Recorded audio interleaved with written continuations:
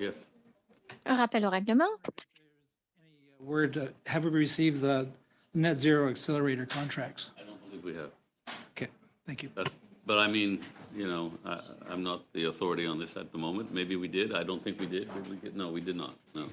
Thank you. They were due today. So yes, they were. Thank you. Yes, they were. Yeah. Nous attendons une couple de We représentants. are waiting for a few department officials. Are they We in are the waiting room? for a few representatives of the department. Are they I ready? think they're close by. I go think check. they're coming, They're on their Mr. way. Speaker, Mr. Chair. Yes. Sorry, I didn't mean to cut you off. Just seeking unanimous consent to vote electronically while we do the meeting, so we don't have to pause. Everyone agrees we can vote electronically when the votes happen, so that we don't have to lose time. Everyone agrees? Yeah. Okay. Good. Sounds good. Minister, okay to stay beyond, so he's here for the whole hour? Are you agreeable to staying 1 hour regardless of when that hour starts and stops? Oui. OK, parfait. Alors, avant de commencer, j'aimerais tout simplement... All right. Before we begin, in the interest of protecting the hearing of our interpreters, I just want to remind you of certain measures that we need to take. So use the black earpiece. I think everybody understands that. That's all that's available. Always keep your earpiece away from the microphone.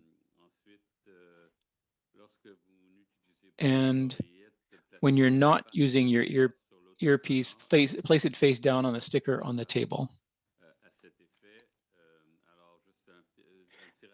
So just a reminder. And before we begin, do I have the committee's assent, or consent rather, for the budget? This is for the finance study. You received the budget by email. You received it from the clerk. So does everybody okay with the budget? Okay, approved then. Minister, you have 10 minutes to make a statement. The floor is yours. Go ahead. Thank you, committee, for inviting me to speak to you today. I would also like to acknowledge that we are in the traditional territory of the Algonquin and Anishinaabe people. I'm accompanied by various representatives of Environment and Climate Change Canada, as well as Natural Resources and Energy Canada. They will introduce themselves in the interest of time when they intervene. Carbon pricing works. This has never been clearer. It works at the business level and at the personal household level. It increases the success of all other emission reduction policies because it builds in a powerful incentive for energy efficiency right across the Canadian economy. ECCC's model, Environment and Climate Change Canada's modeling, showed that carbon pricing alone accounts for around a third of the emission reduction expected in Canada between 2005 and 2030. Other independent experts have calculated it to be even more effective in cutting Canada's carbon pollution. Let me summarize quickly how my department calculates these emissions reduction. EC Pro is a computable general equilibrium model that allows us to perform complex statistical calculations. Nous commençons par préparer un scénario de référence qui inclut... We start by showing a baseline that shows all provinces and territories, and it calculates the total emissions expected by 2030. Then there's a second hypothetical scenario that excludes carbon pricing. We also have excluded all provincial provinces that have their own system. They are not covered by the federal backstop. The difference is used to estimate the effect of carbon pricing on emissions. This results in a difference of 78 megatons of CO2 equivalent, which represents about a third of the total reduction that Canada plans to make between 2005 and 2030, according to our commitments under the Paris Agreement. By 2023, just the fourth year of implementation of our pricing system, our emissions would have been about 24 million tons higher without Canada's national minimum carbon price. the same effect as taking more than 7 million internal combustion passenger cars off the roads. Il s'agit d'une mesure qui encourage l'ensemble de la This population. is a measure that encourages the whole population, every household and every business to find ways to cut pollution whenever and however they want. In provinces where the federal fuel charge applies, it represents a tiny fraction of inflation and the increase in the price of groceries, less than 0.5%. There's a 10% supplement for people living in rural and remote areas. And I would argue that if the Conservatives would stop delaying the adoption of the fall economic statement, that would be increased to 20% for people living in rural areas. The government has also increased the rebate to Indigenous governments. And for provinces under the federal pricing system, with the Canada Carbon Rebate, 80% of Canadian households receive a refund greater than what they pay. In fact, if carbon pricing was abolished, not only would clean energy investment and job creation grind to a halt, our low and middle income families would have less money in their pockets. Dans d'autres pays, nous constatons que In other countries, we see that have similar systems to us, there is stability to build a prosperous economy. a price on carbon over 30 years ago has managed to cut its emission by 1/3 and double the size of its economy.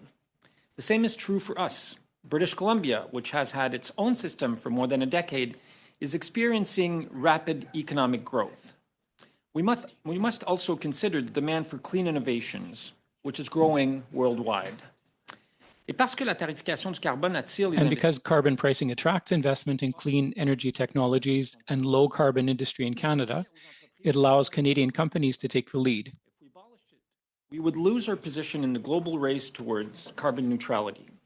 Et cela nuirait gravement aux And it entreprises. would seriously harm Canadian companies exporting to other countries with carbon markets, which impose carbon adjustment mechanisms at their borders.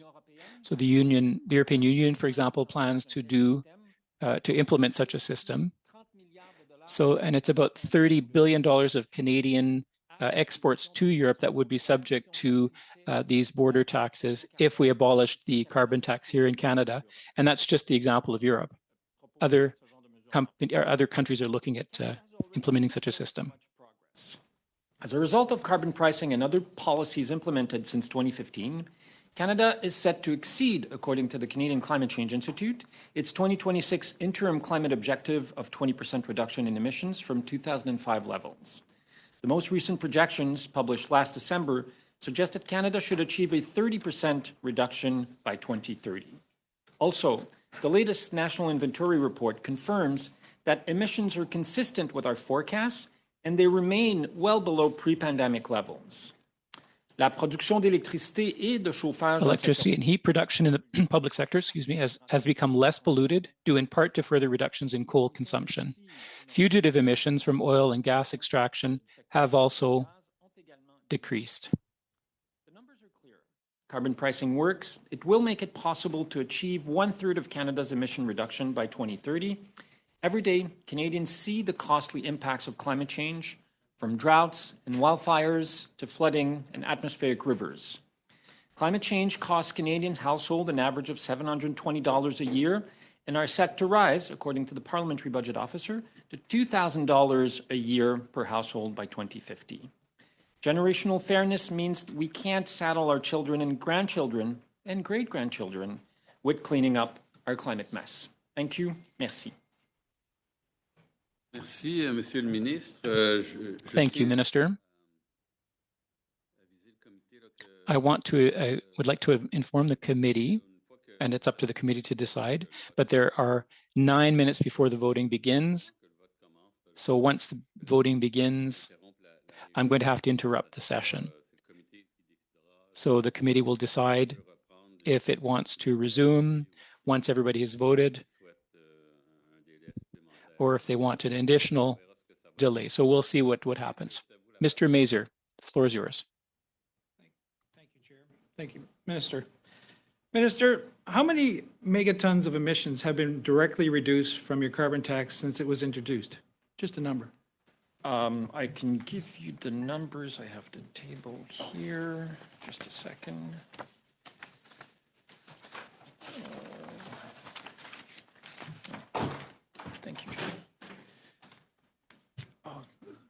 So that's, so you mean not by 2030, but so far? Am I- Directly am I- reduced from the am I carbon correct? tax. I know I have it here. Okay. Megatons, 2018, 5 megatons, 2019, 14 megatons, 2020, 17 megatons, 2021, 18 megatons, 2022, 19 megatons, and 2023, 24 megatons. So I'm kind of confused, Minister, because out of an order paper question in January, you said the government does not measure the annual amount of emissions that are directly reduced by carbon tax. I don't have that in front of me, but I believe the question was about tracking individual ministers' movement or individuals in the country, which is not something we do. It was not. It was directly, what was directly reduced by the carbon tax. So what numbers did you give us there just now? I don't have that question or answer in front of me, but we published You an just read annual Give national. me some numbers. Where did those numbers come from? National Inventory Report, which is published annually. It's something we submit to the United Nations. It's a public document. So they're not the numbers directly from the carbon tax, reduced, emissions reduced from the carbon tax. They're numbers that are combined with a bunch of other stuff. No, the numbers that I gave you are specifically related to carbon pricing. Maybe Associate Deputy Minister Lawrence Hanson would like to add something to that. Thanks. I it's partly just making sure you draw the distinction between National Inventory Report numbers, which talk about the amount of emissions in any given year, and versus the projections we do for future years on the basis of the model. And as the minister has indicated, there had been a previous question where we talked about how to attribute individual transportation as something for an emissions reduction, but we can, using our model, determine the extent to which emission projection reduction. Excuse me, sir. Here I'm asking the minister. So those numbers you gave me, I guess you can forward them to us. They were from the carbon tax. They were the emissions directly reduced from the carbon tax. Yes or no? The Supreme Court. Yes or no? The Supreme Court made it very clear that Yes or it's- no? I'm asking you a if you're direct asking- question. Man, I'm trying Point of to order, answer- Mr. Chair. Wait a minute. Trying real hard to answer this. I'm curious. I'm curious about the answer as well. So we have to be careful that we don't all speak at the same time because it's not good for the interpreters. And the minister, no witness is obliged to answer yes or no. You can ask for a yes or no answer. But I think this is an important question, and I think it deserves a more complete answer. But so could you go ahead and answer that question? I think your question was, Mr. Mazur, the numbers that the minister cited, you want to know if they're attributable to the price on carbon. That's your question. Directly, the emissions directly reduced by Yeah, carbon tax. okay, so we'll let the minister address that, yeah. Absolutely, Mr. President. So number one, the Supreme Court of Canada in its court case on carbon pricing was very That's not clear that answering the the question. system I can we go- put I in have place another is not a question. tax. Point of but order, the Point of order. answer He's not to your answering the question, and I have another question. I am. If you're I have allowed, another give me question. 30 Okay. seconds. I don't think it's unreasonable to ask Give for him 30 30 seconds Give it- Go. to something as complex as carbon pricing. So the numbers that I quoted earlier are emission reduction from carbon pricing. We will be happy to communicate those to the committee. Answer. Okay, go ahead, Mr. Mazur. How many megatons of emissions were directly reduced from the carbon tax in 2023? Well, we don't, the numbers for, John will correct me if I'm wrong, but we don't have the numbers yet for 2023. We're still compiling those. It takes about 2 years, and that's the case for most nations to compile their inventory report. So the inventory report that was put out this year in 2024 was for 2022. The one we will put out next year will be for 2023. We anticipate that obviously could change, but we anticipate that it will be about 24 megatons next year. I mean, we'll have the report next year, but it'll be 2023 numbers. Has your government decided whether or not it will increase the carbon tax over $170 a ton past 2030? Yes or no? The beginning of your question. I'm sorry. Has your government decided whether they will increase the carbon tax over $170 a ton past 2030? Yes or no? There's been, as the chair of the committee said earlier, I'm not obliged to answer yes or no to those questions. There's been no such determination made at this point. You're not obliged, but I think you have a moral duty to answer Canadians. I have an obligation But he to said answer. there's- That's exactly what I'm doing. I there's been think no those, decision. There's been no decision. an issue. and as significant to Canadians as climate change deserve better than a yes and no answer. I guess that's my point. Yes, they absolutely do. If you're going to go beyond quadrupling the carbon tax, absolutely. Any indication? Do you think you might? And I'll remind you that it's not a carbon tax. It's a pricing system on carbon. So the way it's going, do you think it might, or it might not? I think it's the third time. I'm happy to repeat it again. It's your time, sir. We haven't had any conversations about that. The Environment Commissioner revealed that your government gave away billions of dollars through their $8 billion net zero accelerator fund without knowing any of the emissions would be reduced. Were you aware of this? I unfortunately don't have the Environment Commissioner's report in front of me. I was under the impression we were talking about carbon pricing, but I'd be happy to provide a response in writing to this question. Talking about carbon pricing, talking about a model that was actually potentially going to reduce emissions. And you were having the government we were asking the government whether to prove it or not. So the net accelerator fund was actually from the commissioner's report, and I'll read it. The majority of the net zero accelerator contribution agreements do not have commitment for emissions reductions. Were you aware of that? Correct me if I'm wrong, but this accelerator is under the responsibility of the Ministry of Innovation, Science, and Economic Development. I'm sure they would be happy to provide answer to your question. Again, it's not a question pertaining to carbon pricing. Does that concern you at all? That the commissioner found this? Again, Does it at all? Mr. Chair, I think Any concern at all? I gave an extra minute because of all the back and forth and interruptions. So, but we have to go now to Madame Chatel. Merci beaucoup, Monsieur le Président. Thank you, Mr. Chair. Welcome, Minister, to our committee. Our conservative colleagues are constantly talking about ending our carbon system, and I listen to them, but then I wonder, like, what do we do? What are the options? We talked a lot about in committee of alternatives, but my question for you is this. We have 300 economists who drafted a letter, an open letter, describing carbon pricing as one of the most effective and the least intrusive system to transition the economy via a green economy and to give us a chance to be a world leader in the new economy. Has your department looked at other alternatives, and are they as effective? How would that work if we eliminated our carbon pricing system? Thank you for the question.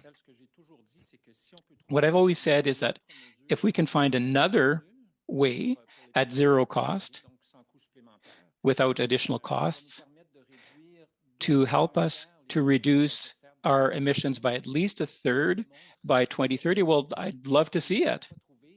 We haven't found one, and we looked at this with department officials. There are a number of other measures that we've implemented as well, more than 100 of them, but this is the one that's the most effective to help us to reduce our emissions. And at zero cost for the Canadian population. What comes in goes out directly to families or small and medium businesses, municipalities and Indigenous organizations. So those, if those 300 economists said it, the parliamentary budget director said a few weeks ago as well that this is the least intrusive measure, as you said earlier, with regard to its impact on the economy. It's a measure that allows us to reduce emissions without having an impact on the Canadian economy. Thank you, Minister. I know I don't have a lot of time, but I would like to share it with my colleague, Ali. Thank you, Minister. Thank you, the witnesses, for being here. Through Chair, if we fail to take urgent action to address climate change, there will likely be places on our planet that will be almost impossible to live in. When we think of climate refugees, we often think about hotter countries, but Canada is actually warming at roughly 3 times the average mean warming rate.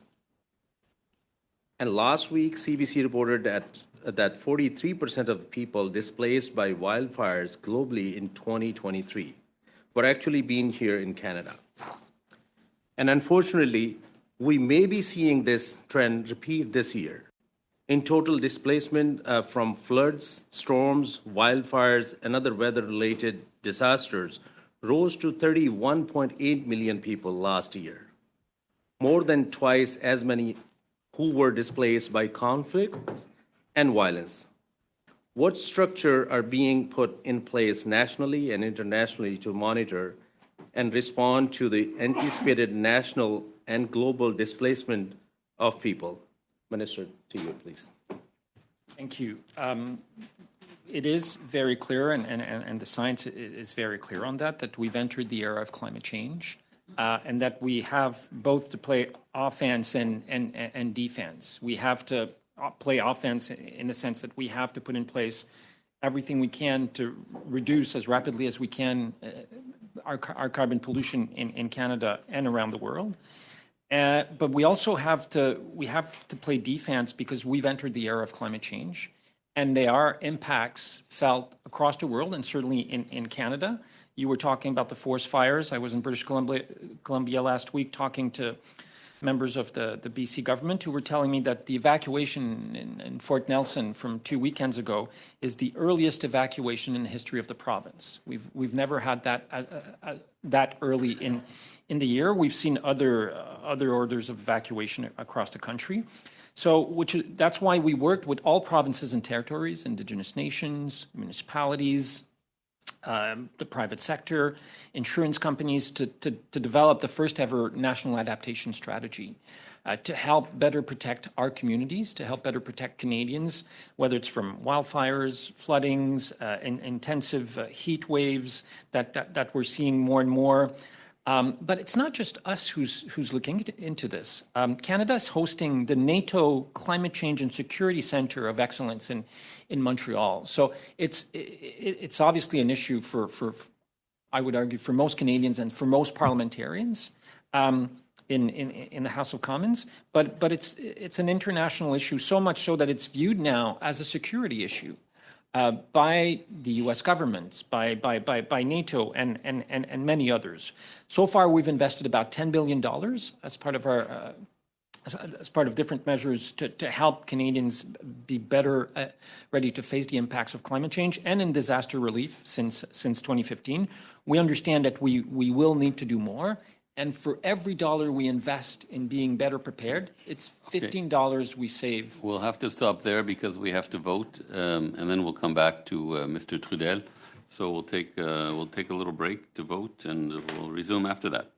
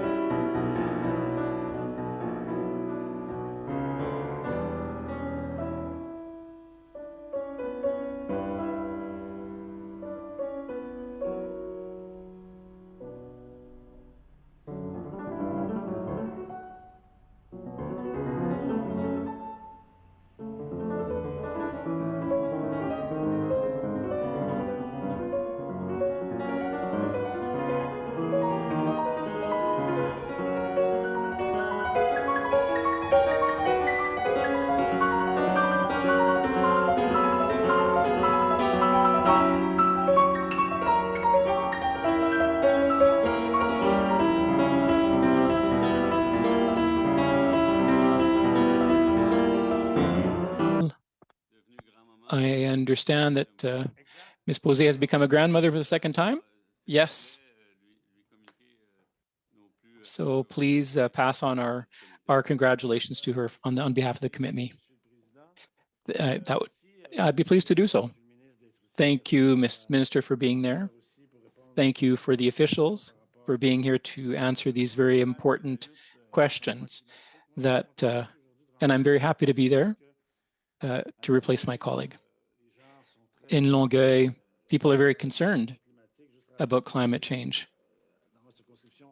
In my riding in 2019, we had the highest score for the Green Party in Quebec, 12%. So it's a very important issue. Now, unfortunately, we're not heading in the right direction. Now, despite your efforts, Minister, and I'm looking at a La Presse article here. In 2023, it says Canada has never reached its emissions goals. And the latest plan put in place by the Trudeau government is insufficient to meet our objectives. So that was La Presse. And then it's also difficult to not talk about climate change without also talking about investments in fossil fuels.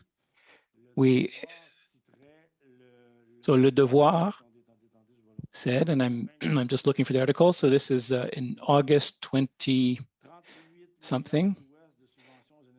So according to the FME,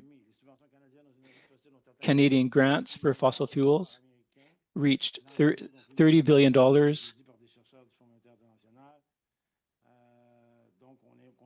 So we're continuing to massively invest in fossil fuels.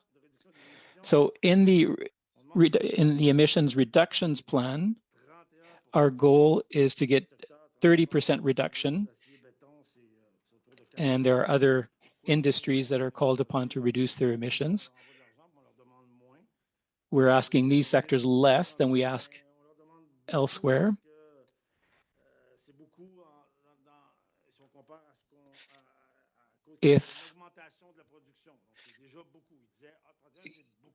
So there's a question about whether we can meet our objectives. And the gas and oil sector has only reduced its emissions by what we're asking is 31%. It's already lower than what we're asking from others, but they're only at 24%.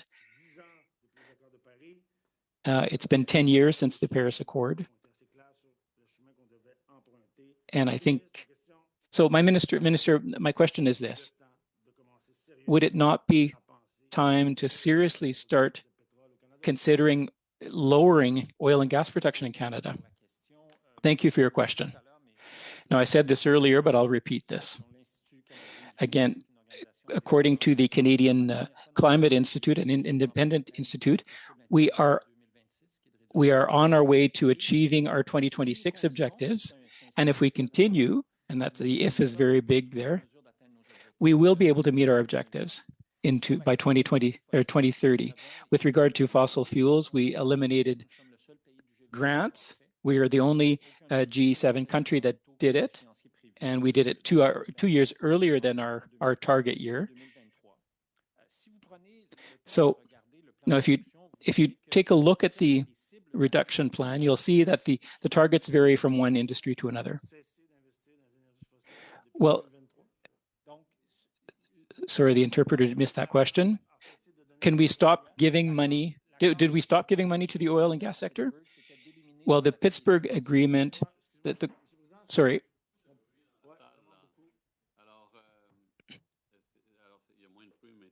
There's less noise now, but continue. All right, thank you, Mr. So the Pittsburgh Agreement was aimed at reducing ineffective measures. So grants that are only going to one industry and that would give them an advantage over other industries.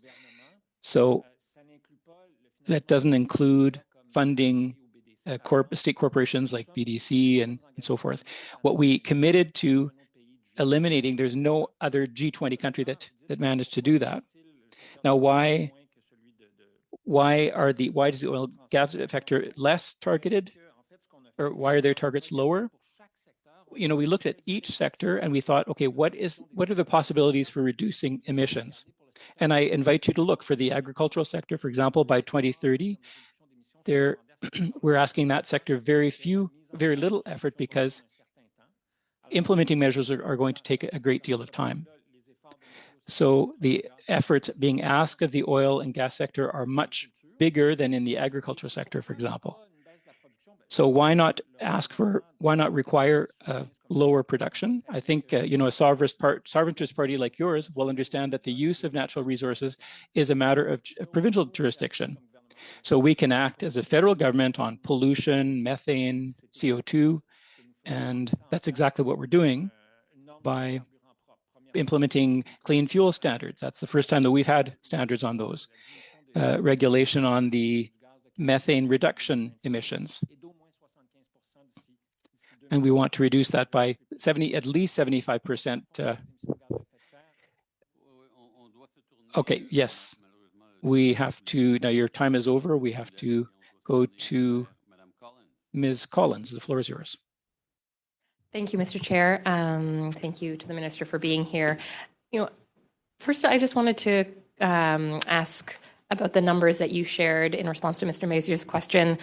Were those numbers a combination of the industrial and the consumer carbon pricing system? Do you have those numbers, but each one, the industrial and the consumer side, separated out?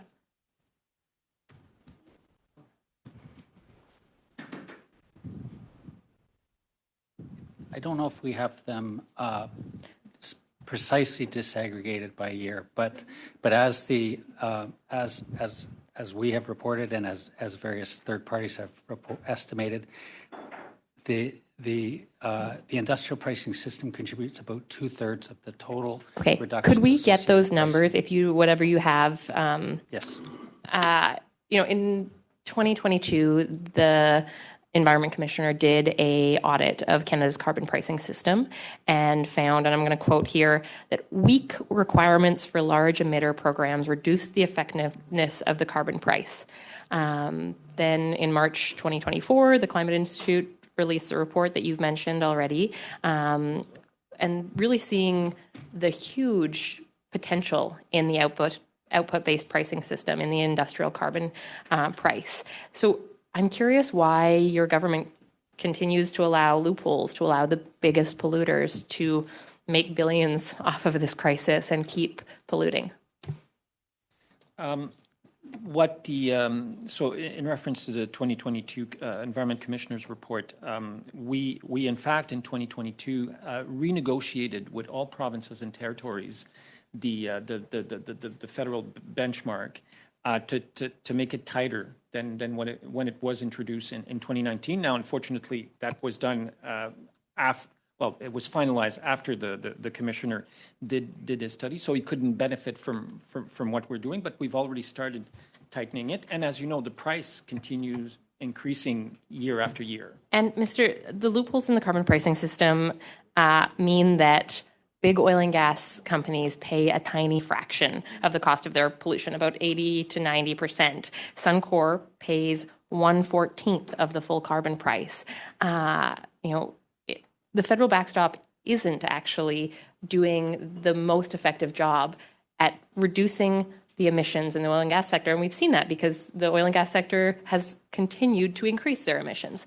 We've heard from the authors of the report from the Climate Institute that we could strengthen the industrial carbon price. Why aren't we?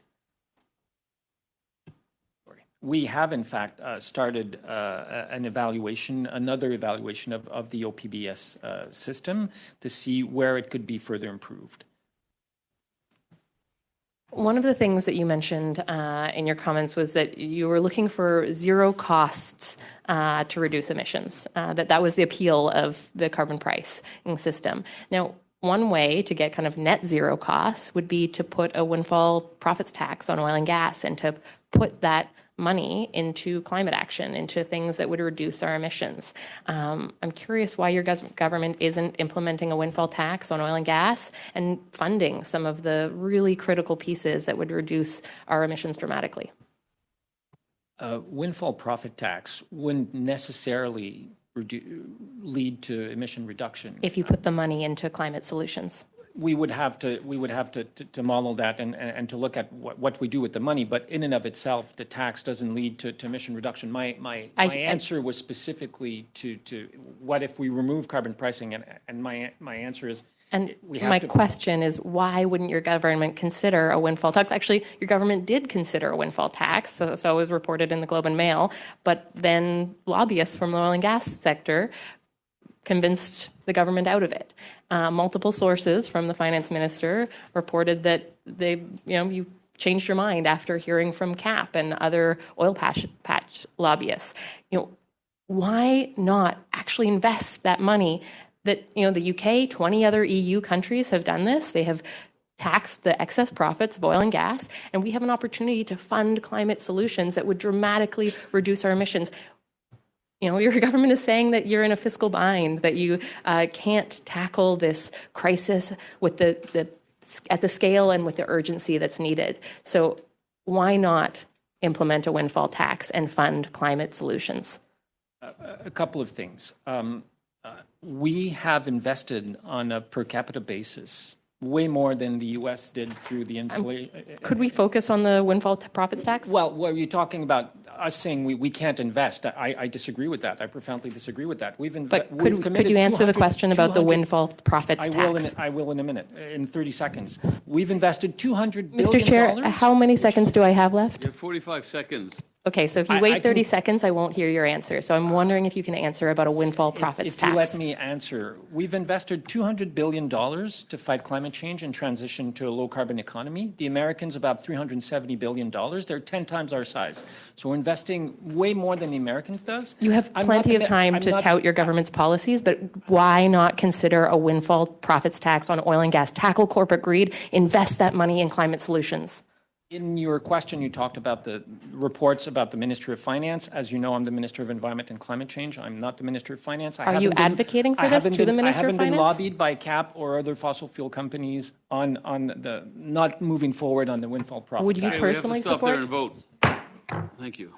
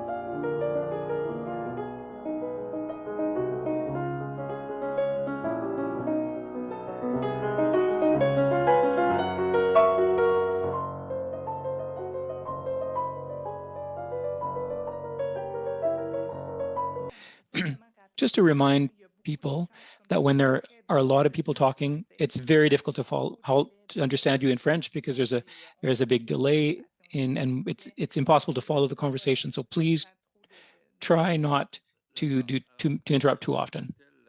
Mr. Deltel, the floor is yours. You have 5 minutes.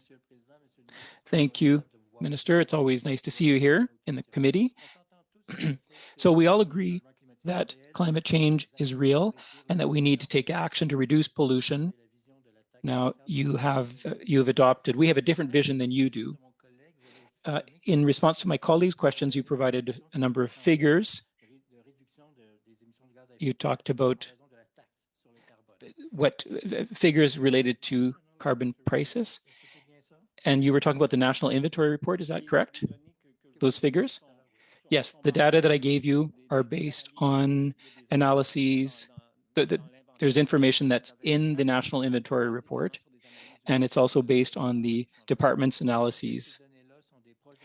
Are those done, is that data projections, or is it real quantifiable data that we can attribute to carbon pricing? Well, as you know, we use modeling.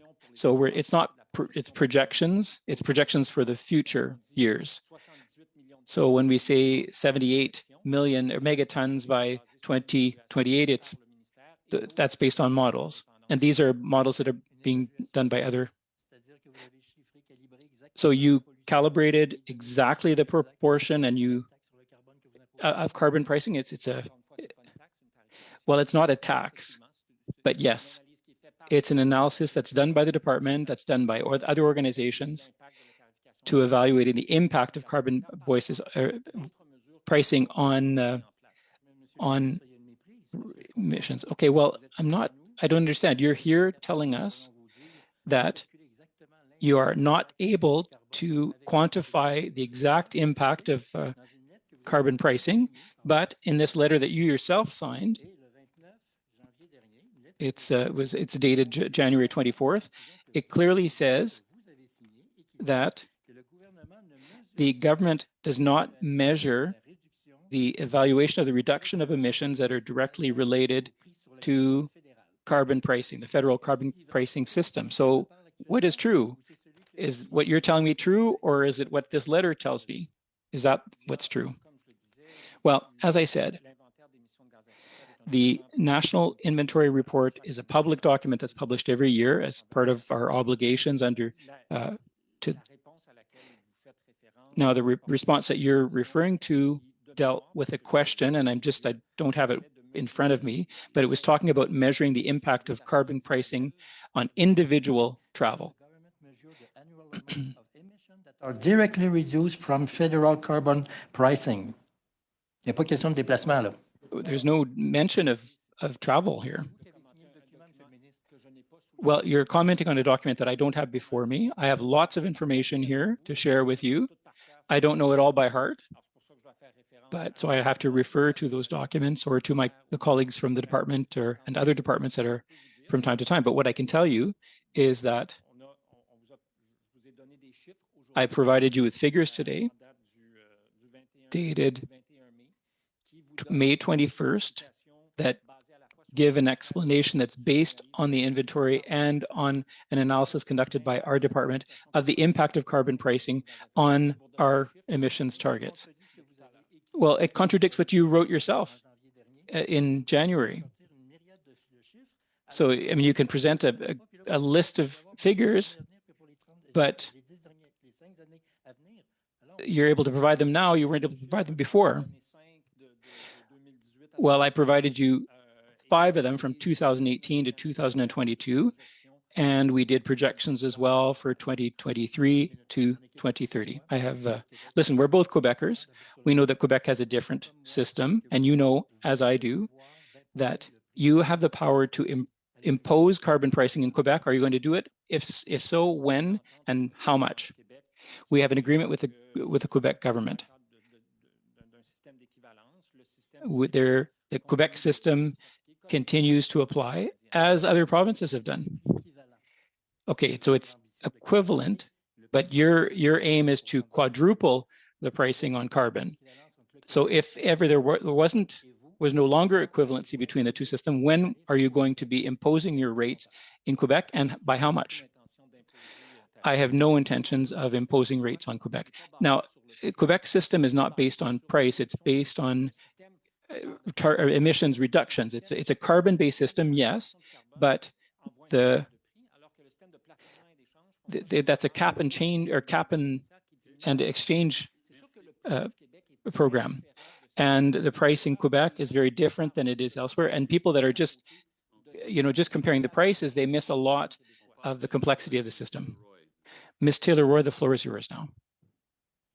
Thank you, Mr. Chair, and thank you, Minister Guilbeault, for being here today to answer our questions on the price on pollution. The last 2 weeks have shown that climate change has a real cost, and no responsible government or political party should ignore that. We're only in May, and yet there's been thousands of Canadians displaced from their homes, and the air quality has been affected. We know that impacts health costs. There's the cost of damage, and there's the cost to our economy.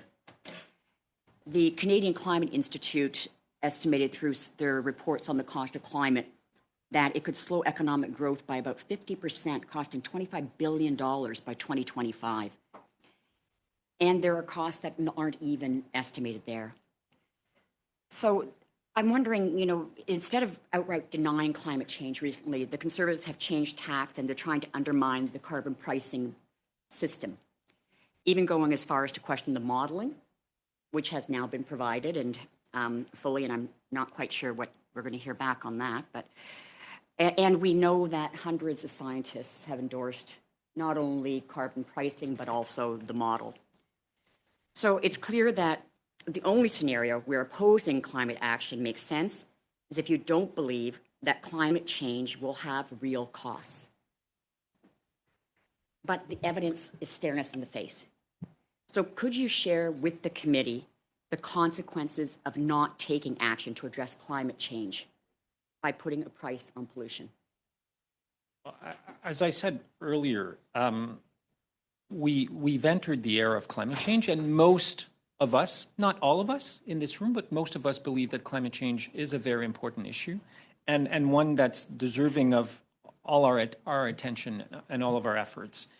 And we've adopted in the last few years unprecedented rate of measures, and we've adopted investments that we've never seen in the history of this country to tackle this very issue. In fact, Canada just received an award from the Climate Scorecard, rating us, giving us a score of 70% for what we've been doing on climate change. So it's not, we're not perfect, and some are ahead of us, but we've certainly come a long way from where we used to be pre-2015.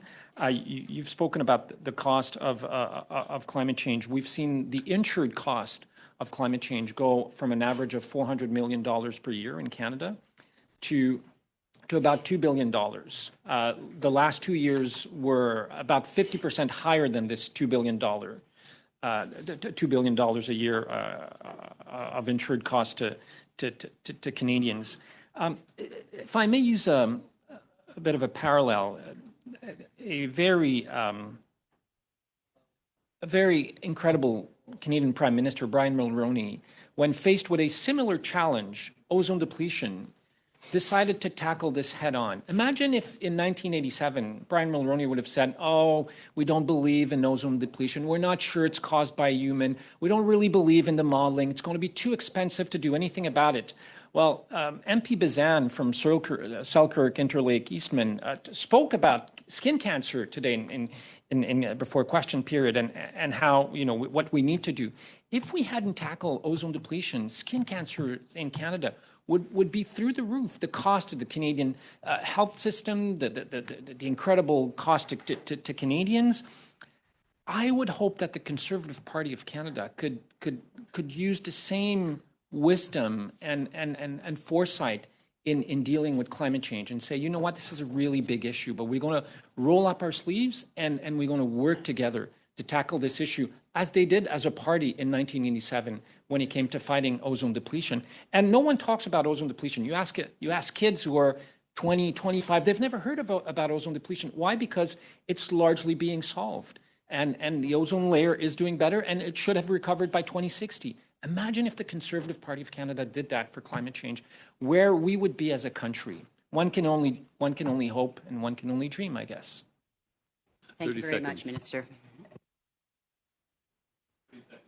Oh, I do. Great. Okay. Well, then I will continue with my next question, which was really to ask In particular, when you're looking at the cost of climate change, there's a lot of talk about not being able to estimate accurately what's going to happen. And so we don't always see that balance. We know what it's going to cost. We can look at the price on pollution, but we aren't always able to estimate what it will cost us if we don't take action. How do you address that, and how does the department try and encompass those costs that can't be completely refined or defined? I'm sorry, but we're really out of time, and I'm going to break now so that we can vote.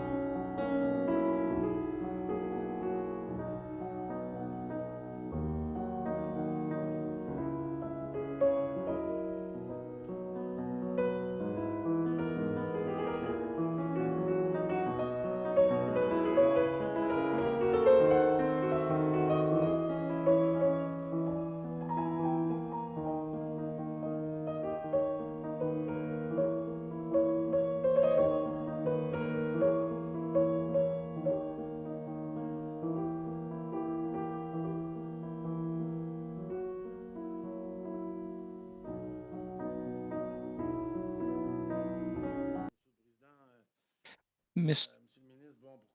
Chair, well, to continue off on where I left off, the elephant in the room in Canada is oil and gas production.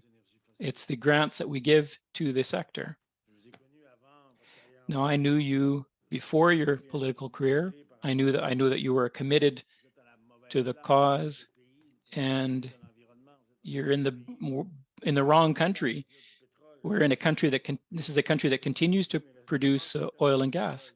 So oil and gas rose to 31% even before the opening of the Trans Mountain. That was a $4 billion project. We could have used that money in something else, and we're not even talking about Baie du Nord. Baie du Nord, we're talking about 116 million tons of emissions, and you approved that project. So, we can play around with measures, but the elephant in the room is the oil and gas sector. We were talking about indirect and indirect. The 5 biggest oil and gas companies, $225 billion. We shouldn't be giving a cent to those people. So my question is simple. In a country, how that we continue to increase our production, how can we hope to decrease our emissions? That's my question. Thank you. Well, we already are reducing emissions. They fell by 7%, and that makes us among the G7 leaders in reduction over that period. But I'm the first to say to recognize that there's a lot of work to do in the oil and gas sector. That's why we implemented a clean fuels standard, methane regulations, clean electricity regulations. I'm going to answer your question, but I'm going to try to answer your first question before I go into your second question. But so the cap on gas emissions will make so that regardless of what happens in the oil and gas sector, our emissions will go down over time. So that cap, we're working to put it in place with our colleagues from the department and other departments, and to make sure that oil and gas sector does its fair part in terms of reducing emissions.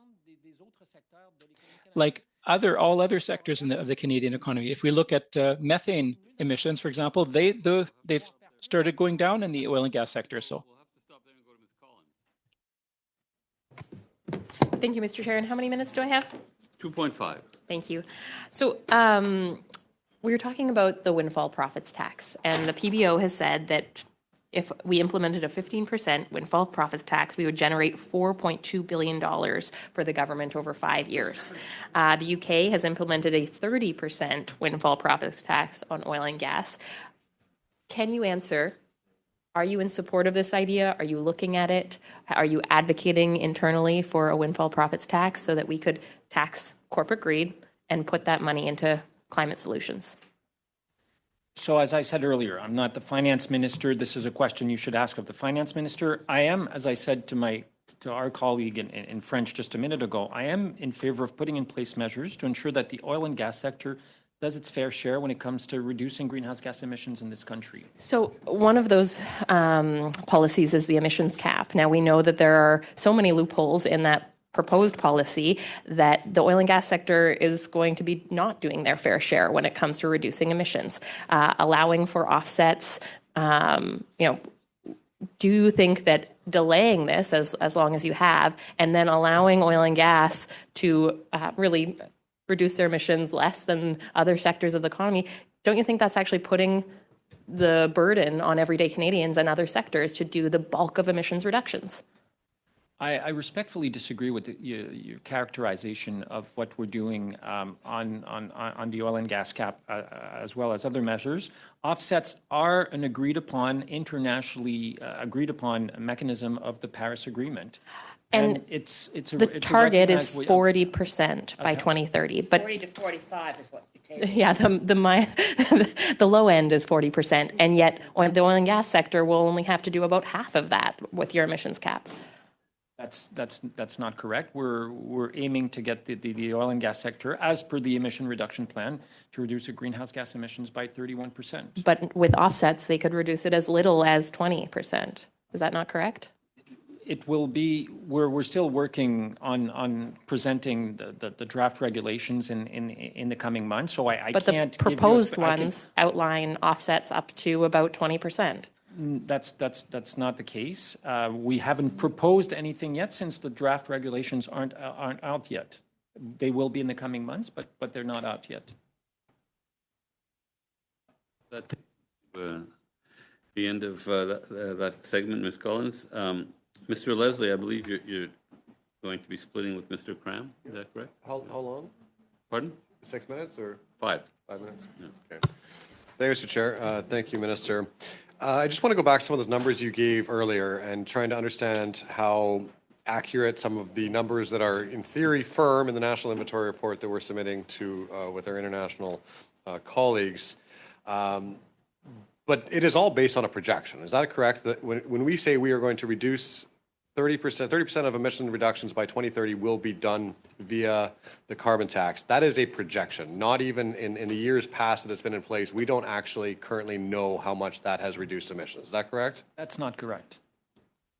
How do you attribute the information then? How do you know with certainty that what percentage of the NIR reporting that you are offering is due to a carbon tax? So I think there's two things here. The National Inventory Report is an annual exercise where we measure the emission reduction from different sectors of the economy, different provinces, and that's measurement. That there is some there's some modeling, but largely it's based on hard data. We do have to, for example, fugitive emission in the oil and gas sector is harder to measure because they are fugitive emissions by definition. We started using aerial measurement to complement some of the work we've been doing on the inventory. That's one thing. The answer to your question on what is the role of carbon pricing is not related to the National Inventory Report. It's based on analysis, looking at different measures and how much they contribute to emission reduction in Canada. So I appreciate that. That's the reason that we're here today. We invited you to the committee to discuss exactly that. You've seen, obviously, the 3 motions that this committee has passed with varying degrees of simplicity in terms of just looking for the variables, the assumptions, and the data included to specific language regarding EC Pro. If you were a member of this committee, not the minister sitting there, would you feel confident and comfortable with the responses your department has given this committee in terms of the production records that we are asking for? Because when I see a document that is a website link, when I see a document that is written by 4 people that don't even work for ECCC and it says draft on it and it says this is not representative of ECCC or the Government of Canada, and then thirdly a 3-pager with an attachment of a so-called independent think tank which turns out is funded by ECCC, do you think that is sufficient, honestly, do you think that's sufficient in terms of what we are looking for? Because I think all of these questions could be answered if you would just hand over the modeling as requested by this committee so that we could better understand how you are coming to these conclusions. Is that not a reasonable request, Minister?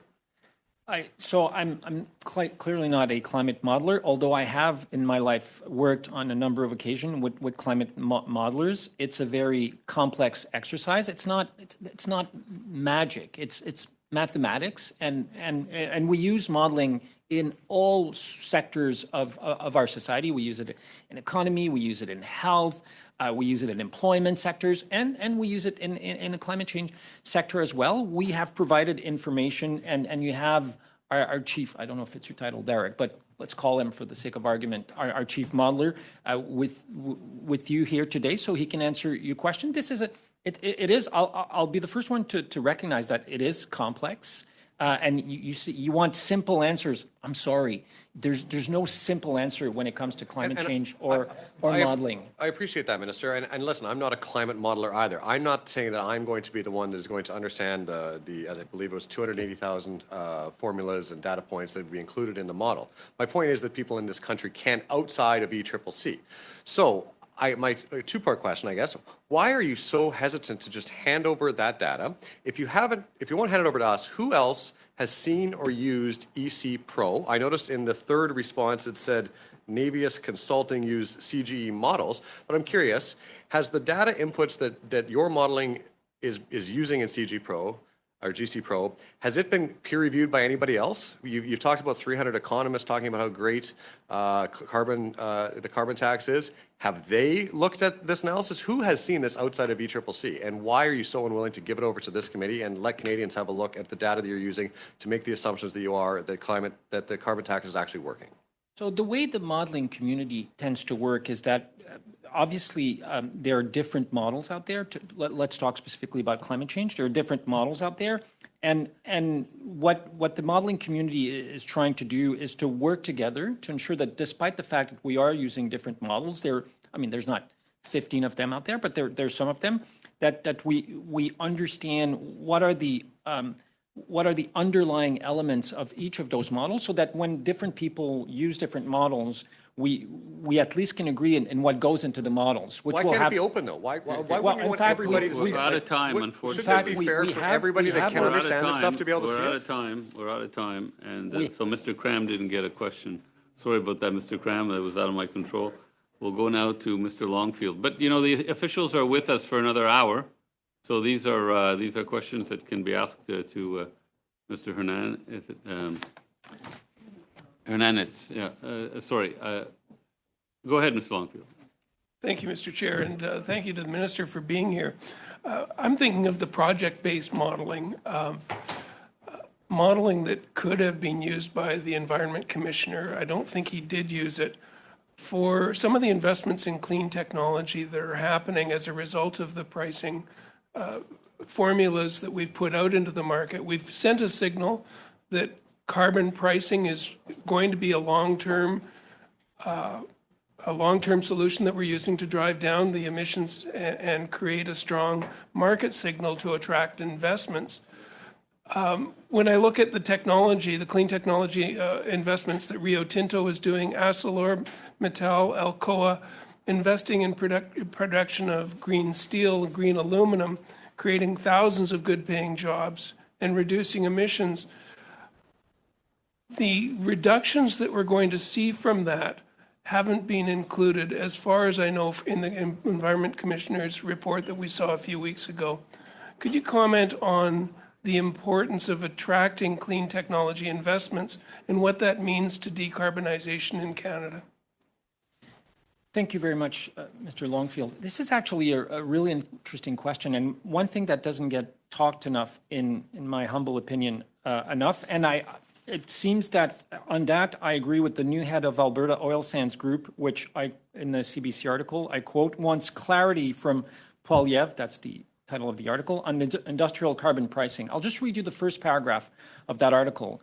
Conservative Party Pierre Poilievre needs to clarify where he stands on industrial carbon pricing, says the new head of a major oil sands group that aims to bring the industry's emission to net zero, largely through the potential of construction of massive carbon capture project that relies on carbon credits that are derived from carbon pricing. In fact, we can point to a number of projects that have taken very large projects that have taken place in Canada. And according to the companies themselves, you don't have to take my word for it, the $11.5 billion investment by Dow Chemical in Fort Saskatchewan, part of the funding is based on carbon pricing.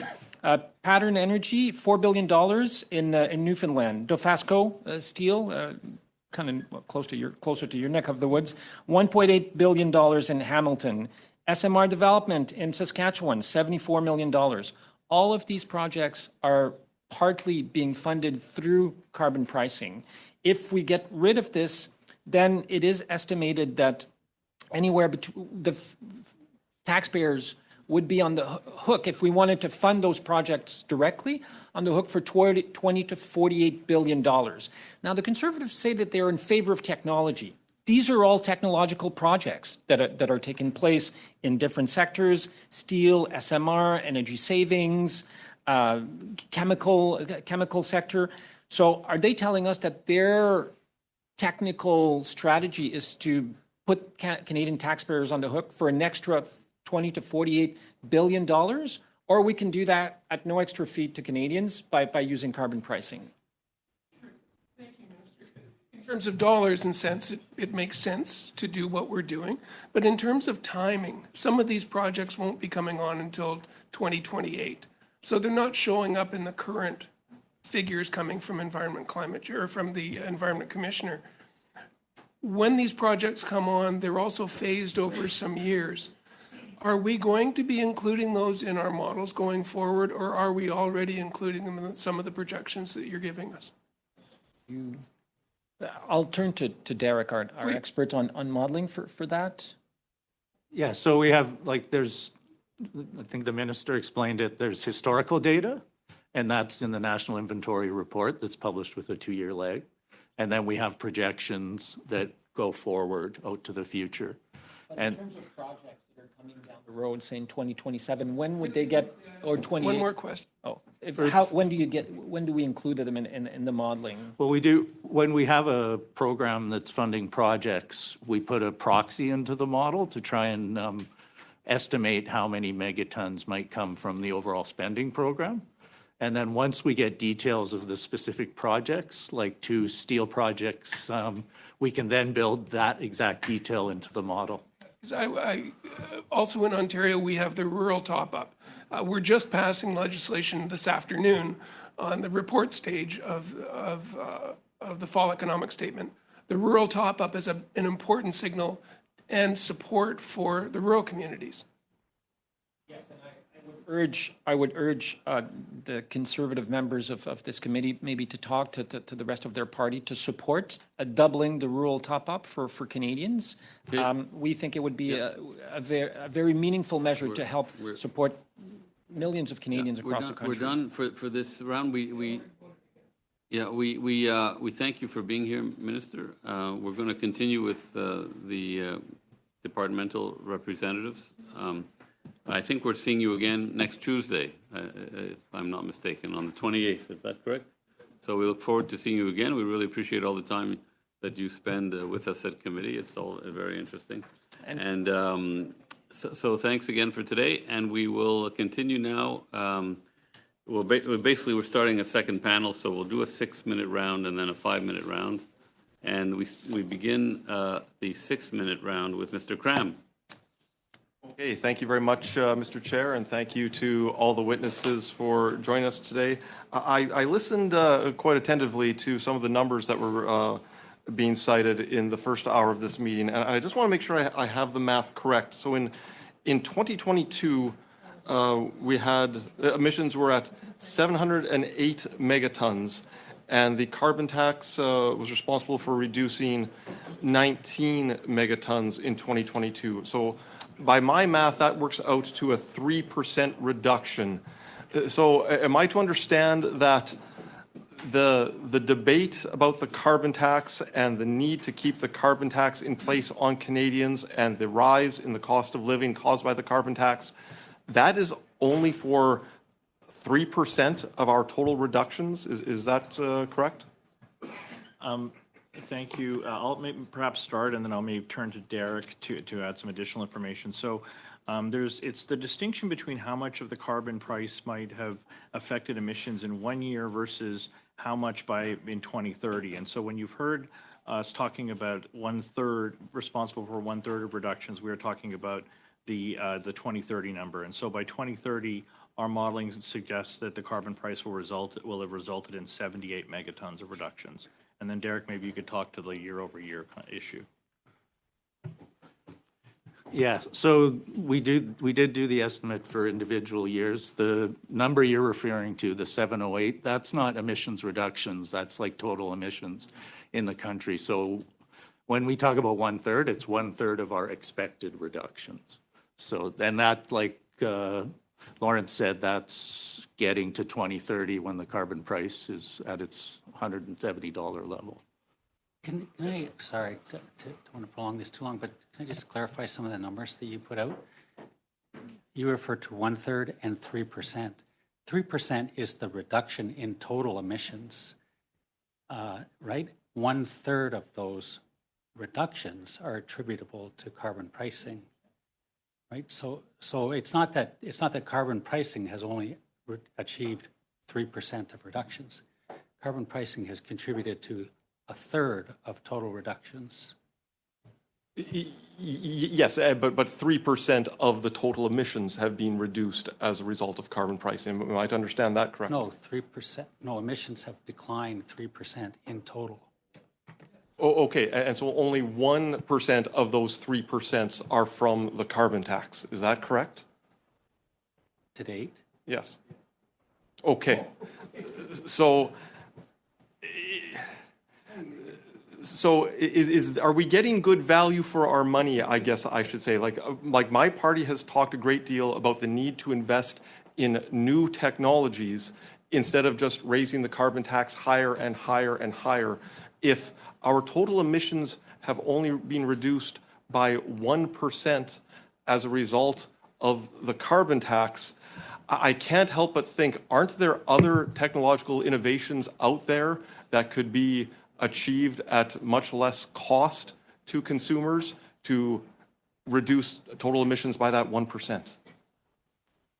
Thank you for the question. So I think, I think that would make the assumption that somehow the carbon price is a form of spending that could be redirected elsewhere. Where I mean, in operation, the carbon price is something that is charged and then largely revenue neutral, where the funding is actually returned in various different ways, sending a price signal. But it's not as if the carbon price is in a sense using spending that could be directed elsewhere for technologies and so forth. Okay, so this committee has asked several times for the models that the department is using for its emissions calculations, and we've been redirected to a page on the department's website. We've gotten reports describing some of the formulas, but to date we have not received the entire model. And I was thinking the other day, if you go to the Elections Canada website, you can enter your postal code and look up which riding you're in and where you go vote on election day. If you go to the Canada Post website, you can track where your parcel is if it's being delivered. Why can't Environment and Climate Change Canada post on its website the complete carbon tax model that it has been using, so that Canadians and members of Parliament and everyone can see how far along we are in terms of reducing our emissions and how much that is attributable to the carbon tax? Thanks for the question. Again, I'll start and then turn to Derek to provide additional detail.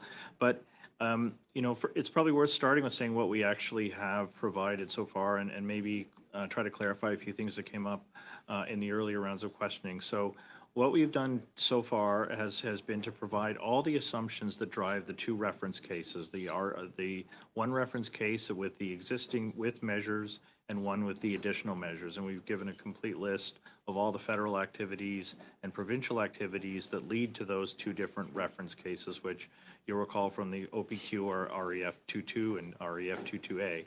And so we provided that and the numbers associated with that. To be honest with you, the model itself, the model is actually, it's the code, it's the software language, it's a data set. And as I think we noted, it's 280,000 variables. It wouldn't really be a matter of posting a model on a website. You'd have to post a computer on a website because the model is really ultimately all of these things working together. We'll have to stop there, but come up with the modeling outcome. Yeah, but we're at 6 minutes. Yeah. But basically what you're saying, Mr. Hansen, is a model, in the old days when you had printouts, computer printouts with lines and lines of code, so the model would be a bunch of printouts with lines and lines of code, I guess. Eric, may you explain it better than I'm capable of? Well, the code would actually be like in the model, like in the computer, right? Point of order, Mr. Chair. Yes. Just is the time up? Just if you're going to cut our No, the our time's time up. It was down. we weren't even we were over time. Yeah, I'm just in the second rounds. You often cut our time down, and I'm just wondering if we can try and avoid that happening. Oh yeah, no, that's for sure. Yeah, Thanks. that was my plan to go the full thing. Yeah. So, but basically, it's code, and you can print out the code, and you can print out the formulas. That's. But then I don't want to take up too much time on this. I was. Yes. Mr. Chair, can you ask the witnesses if it's possible for the model to have a web interface? I don't even know what that means, but Could you connect it to the internet so that everyone can see it instead of? Can you have a web interface? It's Okay, that answers the question. Custom made for us. Thank you. We'll go now to Mr. Vancouverden. Okay, Mr. Vancouverden. Thank you, Mr. Chair. Appreciate the officials being here with us today.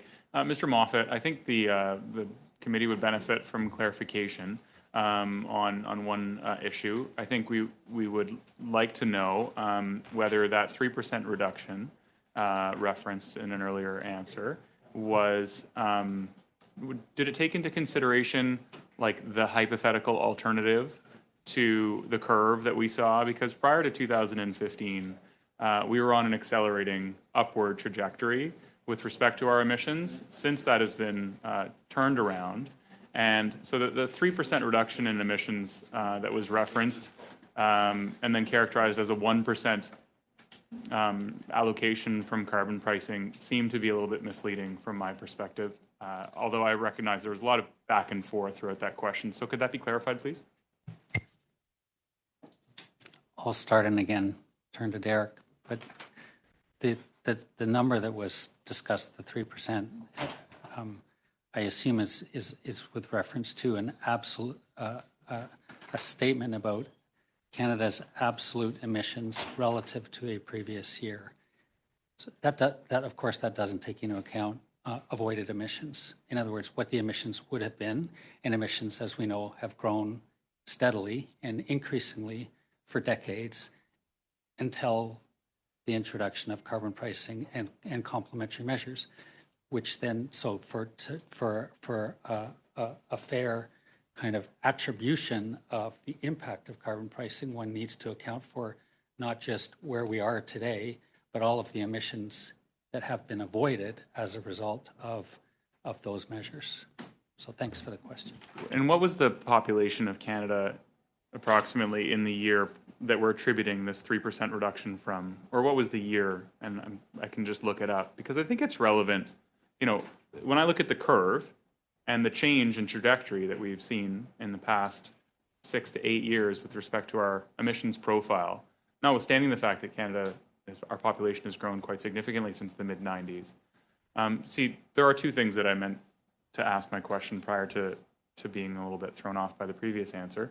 One, it seems as though this committee has been hung up on two things with respect to carbon pricing: the effectiveness of carbon pricing to lower emissions and the ability of the Canada carbon rebate to make 8 out of 10 families whole or more than whole with respect to the cost of the carbon price. Now, there's 300 economists, more than that actually now, that have signed on to a letter referencing 5 or 6 key points that have been, frankly, misleading Canadians over the past couple of months with the Conservatives' campaign against carbon pricing. I'm curious to know if you're aware of any economists out there in the ecosystem that have joined a joint letter to the contrary, because, quite frankly, I've looked for them. I've looked for evidence to the contrary, and it doesn't seem like there's a consortium or even, a small group of economists who are suggesting that Canada carbon pricing doesn't work. In fact, the guy who won a Nobel Prize says we're getting it right.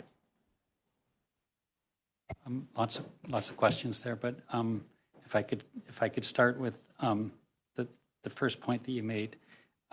So when I talked about avoided emissions, those emissions in looking at the impact of various measures, including carbon pricing on avoided emissions, yes, it's also essential to account for increased population, increased economic output, all of which has occurred over the past 10 years.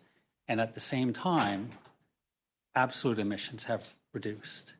So emissions per unit of economic production, emissions per capita have declined significantly. And is it fair to say by a lot more than 3%? Yeah, yes, and thank you again for that clarification. And on your point, I think I'd just echo what on your last point, I think I'd echo what the minister said, that the government has taken an approach which involves the use of a wide range of measures. But so it is not saying that the sole way to reduce emissions is to impose a carbon price, but it is saying that that needs to be a foundation, and indeed that is an economic consensus, that there is no more efficient way. In other words, there is no cheaper way per ton to reduce emissions and drive innovation, which is essential to enabling increased economic output at the same time. Thank you. No, I don't want to take William Nordhaus's opinion at just like face value, given that he's a world-leading economist. But would you say that on the world stage, are countries like Canada, in our sort of category of countries, are there more that are joining this trend of pricing pollution and finding economic mechanisms and instruments, monetary-based instruments, to lower emissions? Because it seems as though every time I open like The Guardian or international news, it seems as though other countries are lowering their emissions. And it also seems like some of our best trading partners are insisting that their trading partners do the same thing. Is that an accurate representation? That's absolutely an accurate representation. And as you know, Canada has been at the forefront of the global carbon pricing challenge. And that's an initiative that has been that we're leading to share information with other countries to enable them to implement carbon pricing. And the interest globally has been. We have to stop there. Mr. Trudel, the floor is yours. Thank you, Chair. It's unfortunate that I wasn't able to answer my question when the minister was here earlier. We talk a lot about solutions, carbon pricing. The articles that I cited earlier say that we're not able, we think we're going to be able to reduce emissions in the future, but for the time being, we're not getting results. So, and not only that, but we keep going in the direction of producing more and more oil. So I wanted to ask a question about Baie du Nord to the minister. How a company or a country hasn't been able to, how come we haven't been able to reduce our emissions, and how can this country get involved in something like the Trans Mountain Link? There could be spills that could be very dangerous to the environment. And the Baie du Nord project that could generate 116 million tons of emissions. And I don't know about you as officials, you know, this is a progressive government that says it wants to act. They develop a carbon pricing system to try to achieve results, but at the same time, they continue to encourage the oil and gas sector. We're talking about 116 million tons of emissions that we're going to have to remove. We're putting a lot of money into emissions reduction measures, but then we're continuing to encourage an industry that produces emissions. So did you participate in the deliberations that took place, and did you say yes or no to the Béjunor project? So I'll note a few things in response. I think it's as the minister indicated, in terms of support for the oil and gas sector, the government is moving forward and moving forward really ahead of the pack in terms of the elimination of inefficient fossil fuel subsidies on a go-forward basis. And then, you know, if you layer on top of that the cap on oil and gas emissions, these are clearly you know, efforts to ensure that the oil and gas does not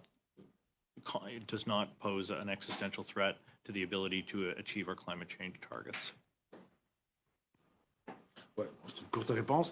Okay, well, that was a short answer.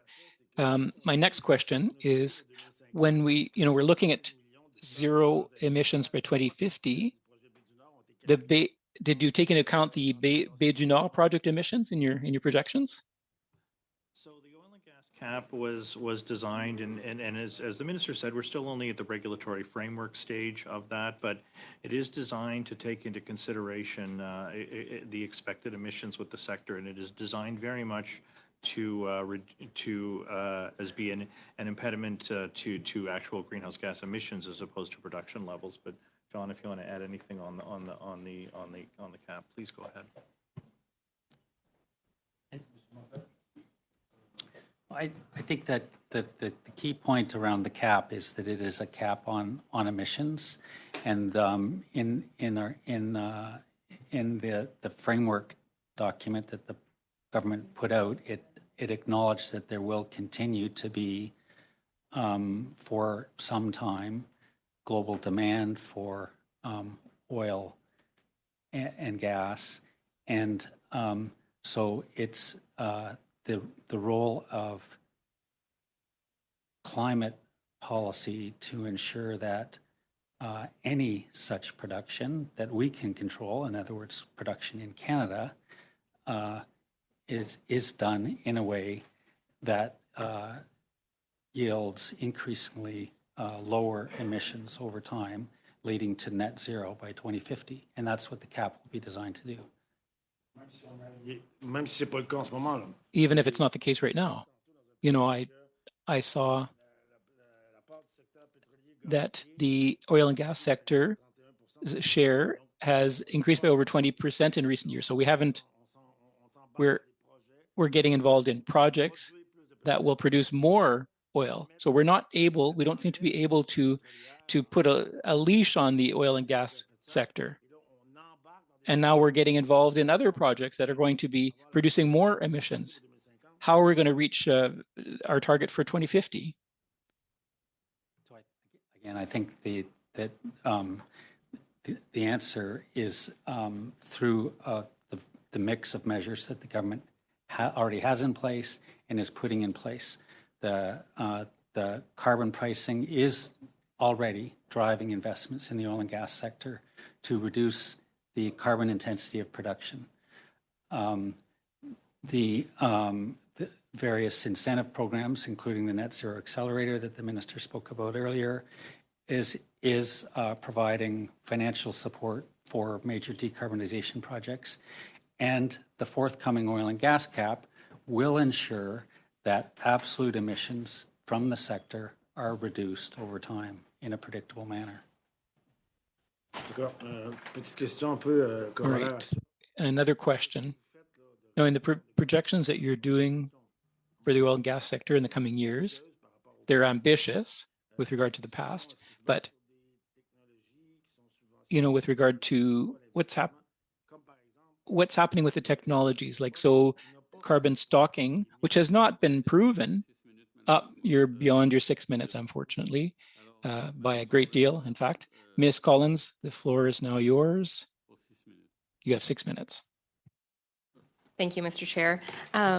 I wanted to ask again a bit about the Environment Commissioner's audit in 2022. He recommended, and I'm quoting, to improve the effectiveness of carbon pricing and the stringency of provincial or territorial large emitter programs, ECCC should assess on the basis of federal modeling whether each provincial or territorial system is sufficiently stringent in that it would be expected to lead to reductions that correspond at minimum to the projected emissions reductions that would result from the application of the federal backstop system, and report publicly on the results of their analysis. Has this happened?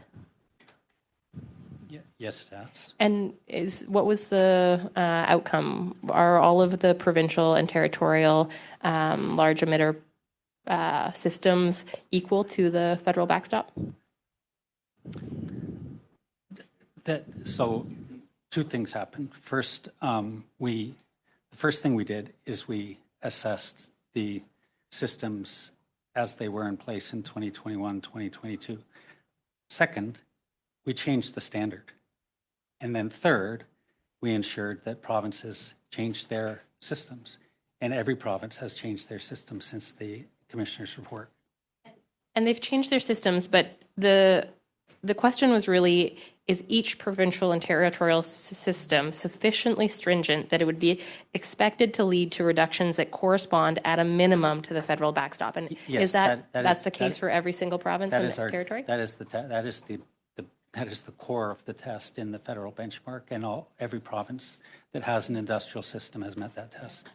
And is there in the federal back system, because we know that Suncor pays 1/14 of the carbon price, that the recent Climate Institute report said that this could be strengthened, and especially when it comes to the provincial and territorial large emitter systems, that closing some of those loopholes could get us deeper emissions reduction. Is that your understanding as well, that there's deeper emissions possible if we were to have more stringency and close some of those loopholes?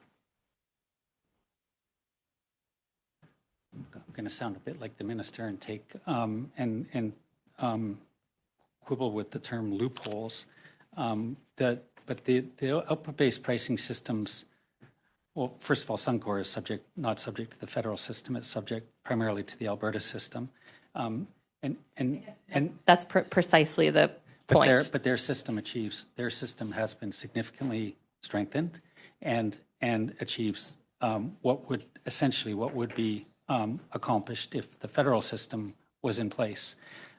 It's important to understand that output-based pricing systems are specifically designed not to impose the full carbon price on emissions in order to enable emissions-intensive, trade-exposed sectors to continue to compete globally in sectors such as oil and gas, steel, cement, chemicals, where many of their competitors do not pay a carbon price at all.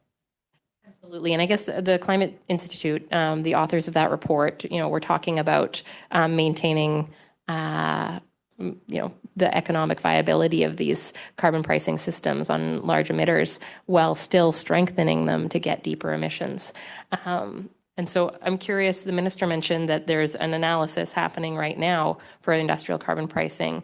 Are you currently looking at strengthening or leading to greater stringency for the federal backstop and for the provincial and territorial systems?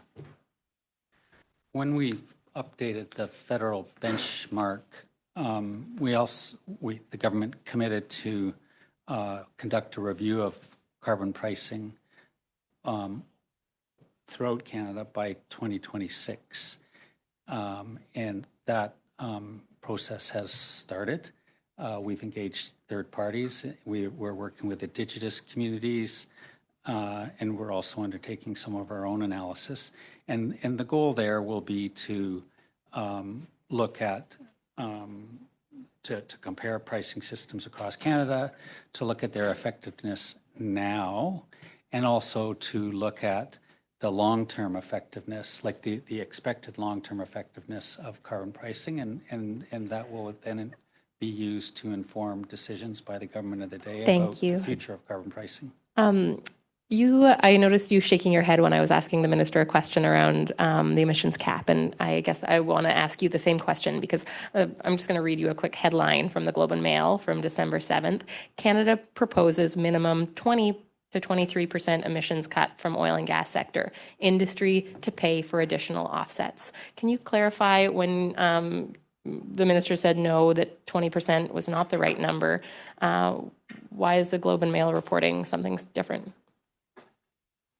Well, I think the minister is making, the main point the minister was making is that we don't have any regulations out to comment on. And I was specifically asking about those kind of draft proposals. It was a framework, and your reference was to offsets. The framework proposes to have a maximum use of offsets of 10%, not 20%. And I guess I had said that given that it's a 10% minus the 30% standard, that gets us to a 20%, right? If you have an offset that reduces you by 10% and you're asking them only to meet a target of 30-something%, then doesn't that, the Canada proposes minimum 20 to 23 emissions cut from oil and gas sector? Isn't that correct? Sorry, no, it's 10% of the compliance obligation, so it would be 10% of the 30%, so it would be 3%. Okay, thank you. We'll stop there. That's an interesting question, though. Thank you for that question, Ms. Collins. We'll go to our second round, the 5-minute round, and Mr. Leslie leading off for 5 minutes. Thank you, Mr. Chair. I'd like to pick up where my colleague, MP Cram, had finished. I'd like to clarify some of the numbers you said. So in 2005, our reference year, it was 19, we've had a reduction of 19 megatons in the 2022 reporting down to 708. That's correct? So from there, you're saying that 30% of that reduction is coming from the carbon taxation policies, but only actually 1% of the overall 3% that we've reduced from 2005 levels is the 30%. But that is, as Mr. Jimenez said previously, based on the assumption of the projection of $170 a ton.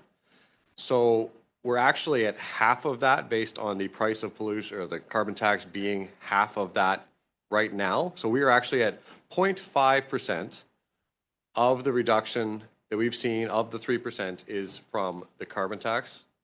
And then further, I suppose, if we're going to delineate between the consumer-facing carbon tax, which is apparently, according to the Institute here, only 8 to 14%, the output-based pricing, we're actually at a much, of the total of 3% reductions, we are well under 1% that you can actually attribute to the carbon tax, the front-facing consumer carbon tax. I think you're confusing some numbers. Well, I know you're confusing. I just to know, I'll make the base. So when we're talking about the 1/3, we're talking about the combination of the carbon price and the OVPS system, and so if just to go through the individual numbers themselves. So if you took our reference case in 2022, we would go from emissions in 2020 from 674 megatons in 2020 to 641 megatons in 2030. In the absence of carbon pricing, we'd be going from 691 megatons to 720 megatons. And so when you look at that number of the 641 versus the 720, that is how we get to 79 megatons in reductions. And again, that's both the carbon price and the output-based price. Appreciate that. The purpose of this meeting, the purpose of the minister coming here, is because this committee asked for the totality of the economic and emissions analysis.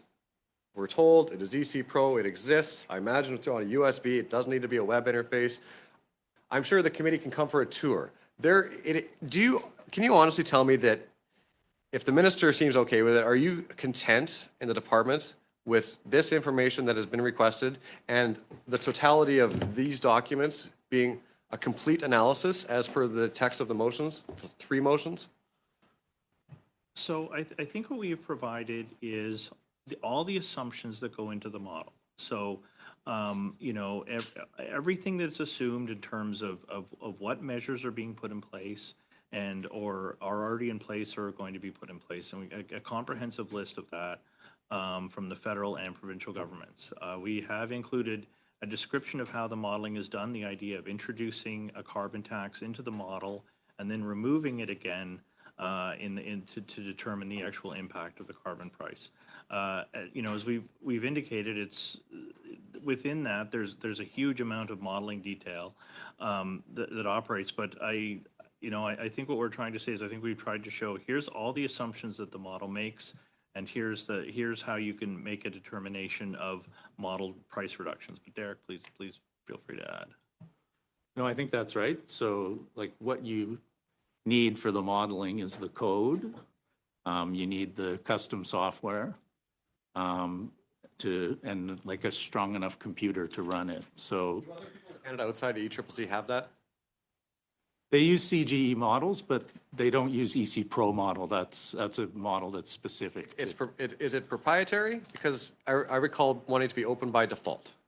Why could somebody that has all of those conditions necessary not use the software and review the modeling? Why does it need to be completely contained? And have you brought in anybody else to use the specific model that you use? To consider other assumptions? You mentioned that there's basically two models, a with or without. We have a carbon tax or we don't. I imagine there's a lot of nuances to whether or not the effectiveness of that carbon tax based on market and economic considerations. I understand a whole bunch of variables. Why can't somebody else go and play with that? So Derek, it might be useful, I think, if you spoke a little bit to the peer review modeling the peer review of the model and its operation that we actually have done to date and do continue to do. So it's not really just a matter of Environment Canada's modelers determining that this is a good model, that there is an ongoing process of peer review. And you might want to speak to that a bit, Derek. We're out of time, but I think I was going to ask you that question. I was going to ask you if it was peer reviewed, and you're saying that it is. Yes, we have had some peer review in the past through academic journals. Okay. We also have a process that was started in the ERP, where we're working with other Canadian modelers to share data and assumptions. Okay. We've had a couple of meetings with them. We have another meeting in 2 weeks. That's an important point. Okay, we have to stop there and go to Mr. Ali. Thank you, Chair. Thank you to the witnesses for being here today. Getting back to modeling and size of the computer, could you please give us an idea of the size of the model? For example, could I load it and run it to my laptop or desktop computer? No, you couldn't. You'd need a tower computer. So that's what I thought. I'm not an IT specialist, though, just to say. Which means that the size of that file is huge, that it could not be uploaded to laptop or the computer. And that's what Mr. Hansen meant, that you have to bring it to. Again, I'm not an expert on computing power, but if you could get it onto your laptop, you'd still have to know how to write and read the code and understand the software language that the model operates in. So it's a very specialized. We have a bunch of different models in the department. I have maybe 2 or 3 people who can run this model after 6 to 18 months of training. These are econometricians that we hire right out of graduate schools. Great, thank you. Thank you for the clarifying this model and size situation. I think the rest of the time, my colleague, Sophie Chantal, would ask further questions, please. Merci à mon Thank collègue. you. Thank you to my colleague and thank you to Chair. I want to come back to the same line of questioning that I was asking the Minister. We had some good conversations in this committee regarding the use of carbon pricing as a tool to reduce our emissions. Now, if my mention, if we just depended on technology, and I'm curious, I did a bit of research. I read a few international reports that were quite interesting, the OECD, for example, and they're looking at what Canada needs to invest in technology to meet its objectives. And by investing in, what we're talking about, $30 to $60 billion a year. So we would triple the debt of Canada if we didn't use carbon pricing. If we invested in technology, we would triple the Canadian deficit. So what money are they going to be raising taxes to pay for that? Are they going to be taxing families? I don't know how they would get that money. But this is one way. So did your department, before choosing the method that most of the big economies in the world are using, it's a model that relies on market forces. It doesn't cost anything to taxpayers. It reimburses them the cost or the money collected. Did you look at this investment, or did you look at the option of just investing in technology and tripling the deficit rather than just letting the market do its job? So I'll turn to my colleagues a bit because they were in the department at the time these decisions, some of this thinking was going. But I would note that policy is actually ultimately based on recognizing there's really not just one tool that you would use. The value of the carbon price is it sends a market signal and it finds efficient ways to invest in those technologies and creates an incentive for private sector investment in those technologies, and therefore they're ultimately beneficiaries of those technologies and pay for them. But that and a combination of spending that we did to drive individual consumer behavior. So, for example, the ZEV vehicle incentive. The problem with the challenge on zero emission vehicles is that total cost of ownership, it's a good deal, but there's upfront sticker shock for people to move to a zero emission vehicles because of the price spread between them and an internal combustion engine. So that's an example where we said, well, there was some sense in actually spending money because it encouraged consumer behavior that they would not otherwise have taken based on just existing market conditions. So certainly not an either or of pricing versus spending on technology, but kind of a combination of the two, so they're reinforcing of one another. And John, you should feel free to add. Well, that's exactly right. We need to continue to emphasize that the current policy involves a mix of measures. And I would just like to identify or point to one. Sorry, Mr. Moffat, our time is up, but we have to take a small break because we're changing interpreter teams. So for 5 minutes, we're going to break. Sorry to cut you off, but we're over the 5 minutes. We'll just break for 5 minutes. We're going to change teams. Then we'll continue with Mr. Trudel, Ms. Collins, Mr. Mazur, and Mr. Ali again, I think. Okay.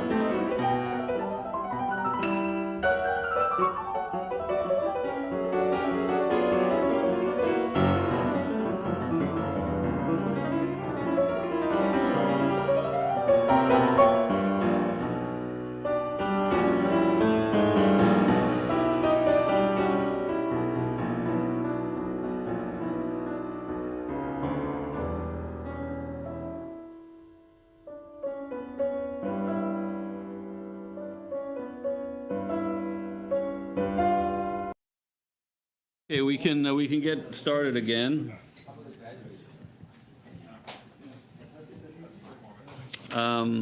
Before we start, I'll just mention, as a matter of housekeeping, I guess, that we have the CEOs of 5 oil companies coming to committee on June 6th. This was based on a motion by Ms. Collins, and we have 4 CEOs, and you'll recall at the last meeting I said the CEO from Enbridge couldn't come because of a meeting. It was Enbridge, right? Mm-hmm. And we agreed that they could send someone else. So they're sending the executive vice president and president, it's one person, of gas distribution and storage. Her name is Michelle Harren-Dentz. So I thought I would let you know about that. Okay. Apparently, Mr. Trudel is giving his 2.5 minutes to Ms. May. So, Ms. May, the floor is yours. Monsieur Trudel, pour votre... Thank you, Mr. Trudel, for your generosity. I want to try to ask officials about sensitivity analyses that have been done in terms of, as Monsieur Trudel raised quite appropriately, the impacts of things like Baie du Nord. Le ministre a donné son appui pour le projet Baie du Nord. I'm looking at what increases in greenhouse gases we can see when we speak of unprecedented investments by this government, the $34 billion to Trans Mountain expansion comes to mind, and the question of what level of greenhouse gas increased emissions we'll see as a result of the Trans Mountain pipeline. I wanted to ask officials if they had examined the price sensitivity analysis and the relation between building a pipeline when oil prices are generally low and how they increase emissions. The most detailed report I've seen on that was the U.S. State Department environmental assessment on the Keystone Pipeline. And I wonder if any of the officials here had examined that and then looked at what kind of emissions increases we would see with the Trans Mountain Pipeline. You have 1 minute. I'll start. I mean, I think it's important to know just up front that the decisions related to the Trans Mountain Pipeline were not necessarily made within our department, so we might not have been doing and that kind of analysis. But I'll turn to Derek if you want to add anything. No, I don't have anything to add. Our projections are based on the Canada Energy Regulator price and production forecasts, so we don't have specific projects per se in our, at least from our macro level projections. My concern is that we, in this conversation, we quite often dive into details and weeds that don't make sense to Canadians. In 1990, our greenhouse gas emissions were 608 megatons, bringing it back up to easy levels for people to compare.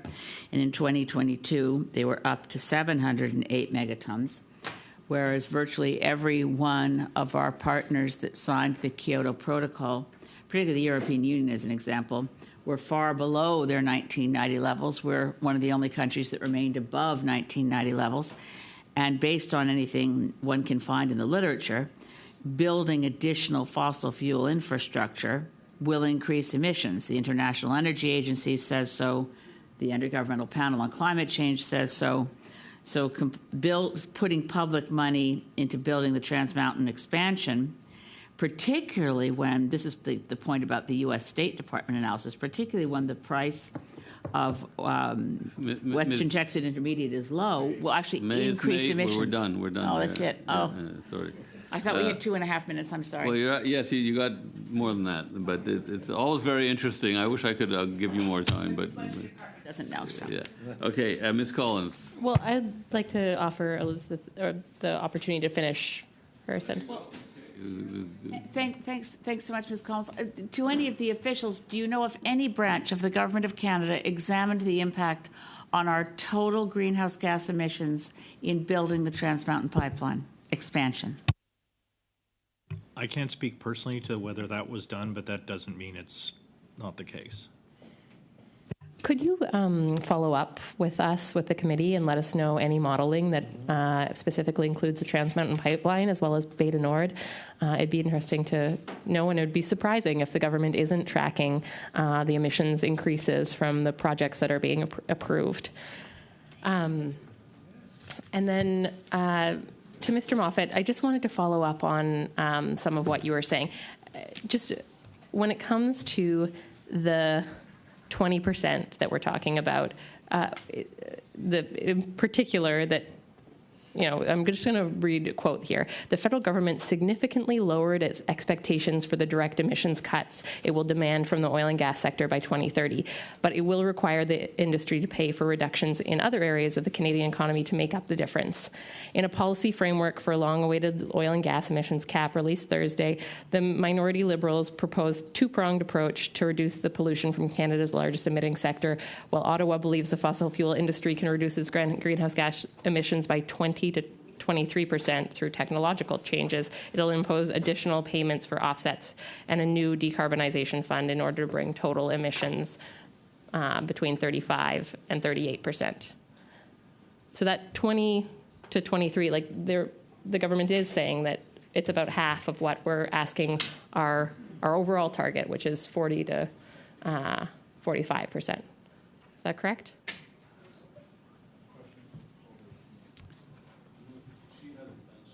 Minutes. It's almost up. You've got 30 seconds. Okay, sorry, I've got Liberals on my right here holding me to account. So I think you're quoting the Globe and Mail, which is interpreting the regulatory framework. I mean, we'd be happy to share the regulatory framework, but it has some proposed numbers in it. The final numbers will be. We're going to provide some updated numbers this fall when we publish the draft regulations for the oil and gas cap. The draft ones were proposing 20%. The time's up. So we'll go to Mr. Mazier now for 5 minutes. Thank you, Chair. Mr. Muntz, has the department ever conducted an emission projection using a scenario where the carbon tax was higher than $170 a ton? Not to my knowledge, no. Okay. Does the department emission model show the government can meet their 2050 emission targets without raising the carbon tax over $170 a ton? Sorry, did you say, what year did you say? 50. 2050. 2050 is our net zero commitment. So does the price go over $170 a ton to get that target? I think the minister answered questions, I think, about the future of the carbon price post-2030. But John, I can turn it to you. That's correct. The government hasn't, neither the department nor the government has had any kind of formal discussion about possible increases to the carbon price. The 2050 target is a formal target.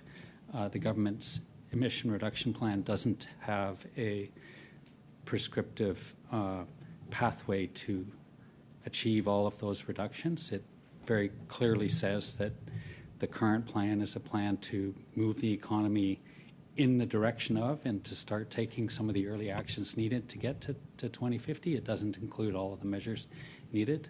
So it doesn't include a carbon price? Like, to do those projections, you have to have, it's based off a carbon price.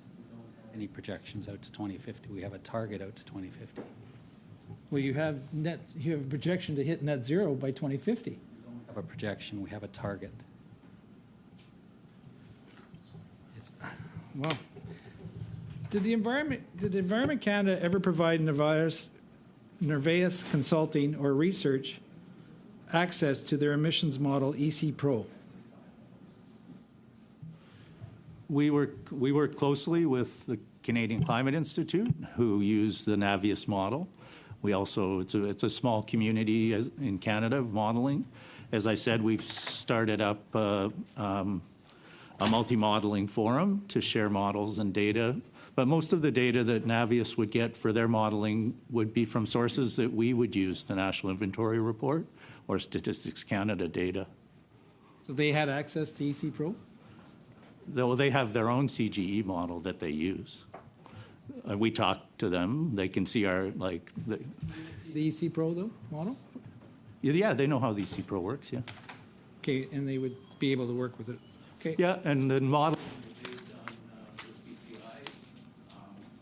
comparable in terms of results, whether they're looking at individual policies or overall progress. So really the two models they're from the same family, computable general equilibrium models. They're just customized in different ways for different organizations.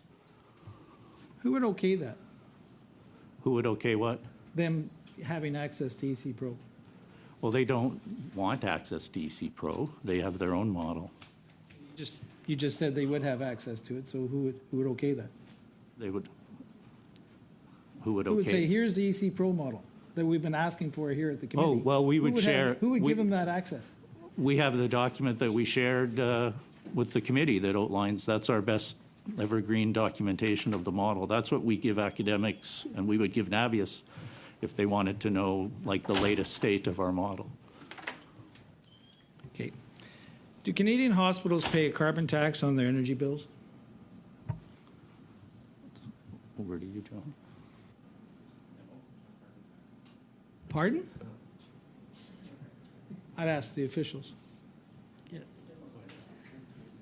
We, I'm going to have to get, well, I'm going to... Simple question. Do Canadian hospitals pay a carbon tax on their energy bills? Say if they're using natural gas to heat their hospital, would they be paying a carbon tax?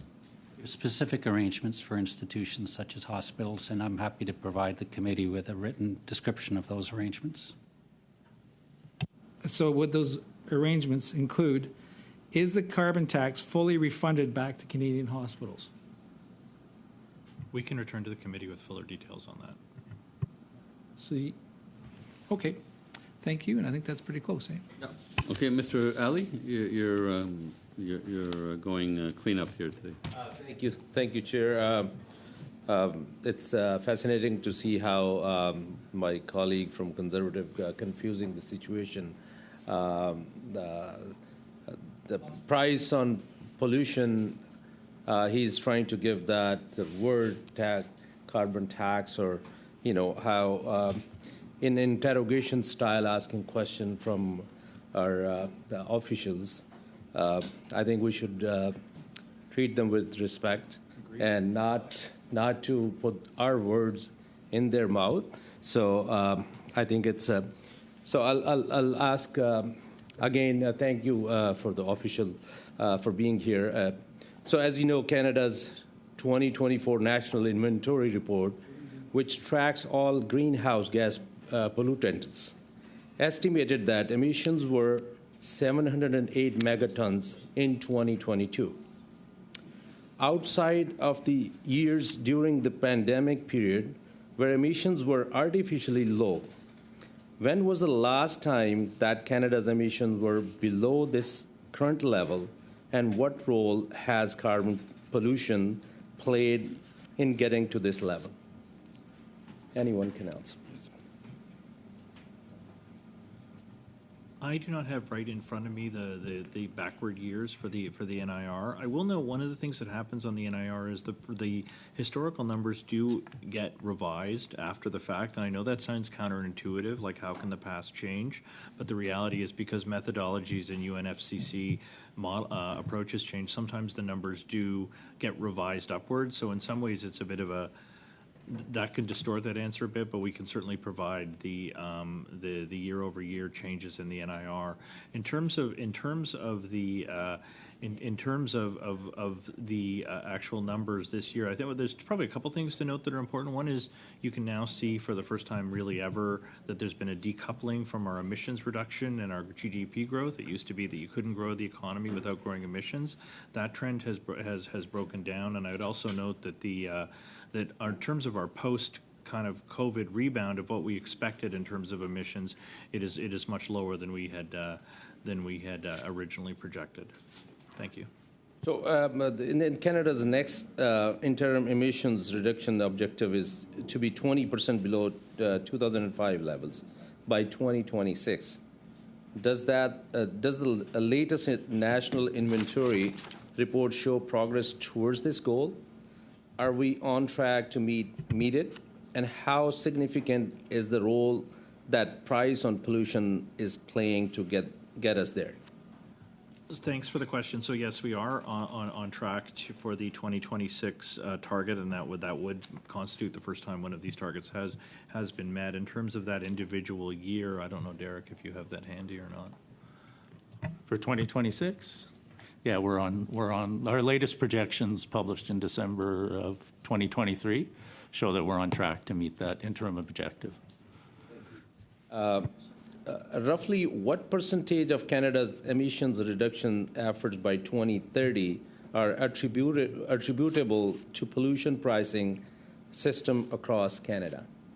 We have it in a range of 31 to 36%, and the range is a result of whether or not you count land use changes in forestries as part of the calculation. And approximately what percentage of one farm emissions does carbon pollution pricing apply to? And for emissions that carbon pricing applies to, what rebates are available to offset costs while preserving the price signal from pollution pricing to incentive emissions reduction efforts?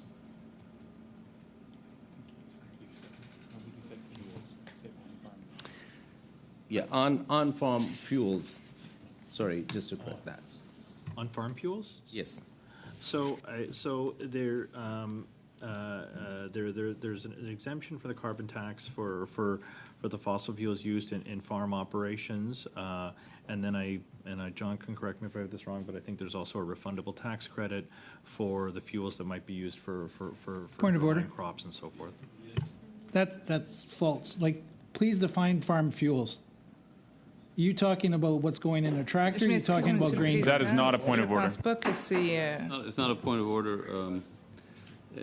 It's not a point of order. But I mean, feel free to answer the question. Do you know what farm fuels are? Okay, it's not a point of order. We got to continue. We're near the end of we've got like about 40 seconds. So I don't know who was answering the question there. Who was answering Mr. Ali's question? Mr. Hansen. Go ahead. Can you repeat the first part of your question again?